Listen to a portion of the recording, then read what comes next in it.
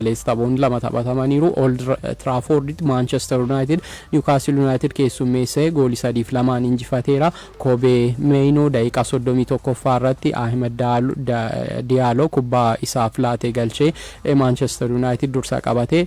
Boodarra Anthony Gordon Newcastle Unitedin daqiiqaa 49 irratti qixxeessee ture. Deebi'ee Ahmed Diallo daqiiqaa 57 irratti goolii lammaffaa Manchester United dursummaatti deebistee galchee. Goolii Premier League jalqabaa galchuu isaatii Diallooni boodarra daqiiqaa 84 irratti ammoo kubbaa Bruno Fernandes mijeessee kenneef. Rasmus Højlund daqiiqaa 84 irratti galchee United 3-1 dursaa ture. Lewis Hall daqiiqaa 92 irratti Newcastle galchuus United qabxii isaa eegsifatee baheera. Tapha 10 boodadha Rasmus Højlund goolii kan inni galchee. Bara dorgommichaatiin garuu waliigalaan goolii 15 Manchester United galcheera. Amma Manchester United iddoo hirmaannaa dorgommii liigii kilaboota Awurooppaa Europa League jechuudha hirmaannaa argachuuf carraa bal'aa qaba. Gama biraatiinis hiree biraa qaba. Waancaa FA England Manchester City kan injifatu yoo ta'e tapha waancaatiin akkasuma hirmaachuu danda'a. Garuu amma qabxii qabuuni carraa isaa bal'ifateera. Newcastle United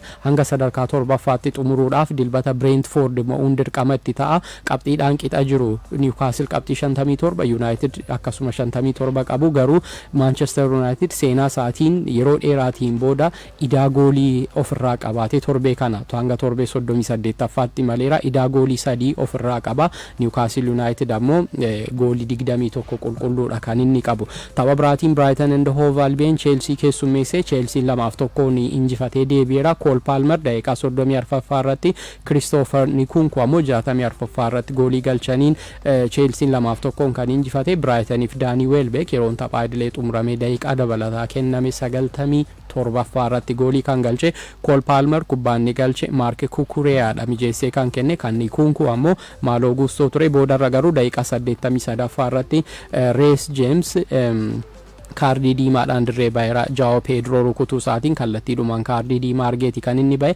Barri faranjootaa 2024 yookaan amajjii darbee asitti tapha lammaffaa isaati Chelsea fi kan inni taphate. Taphuma kanarratti kaardii diimaan baheera. Palmer bara dorgommii kana goolii 22 Premier League Englandiin galcheera. Kubbaawwan goolii ta'an 10 mijeessee kenneera. Goolii 33 keessaa harka qaba. Taphataan ganna darbe Manchester Citydha gara Stamford Bridge Chelsea deeme kuni jechuudha. Amma Chelsea sadarkaa 6ffaatti ol siqeera. Iddoo hirmaannaa liigii Awurooppaa qabateera. Qabxii 60 kan inni qabu. Dilbata dhufu Bournemouth wajjin tapha xumuraa torbee 38ffaatiin qixa yoo baheellee taphoota liigii Awurooppaa irratti hirmaachuu isaa kan mirkaneeffatu ta'a. Brighton taphoota 9 darban keessaa immoo 7ffaa mo'amuu isaati.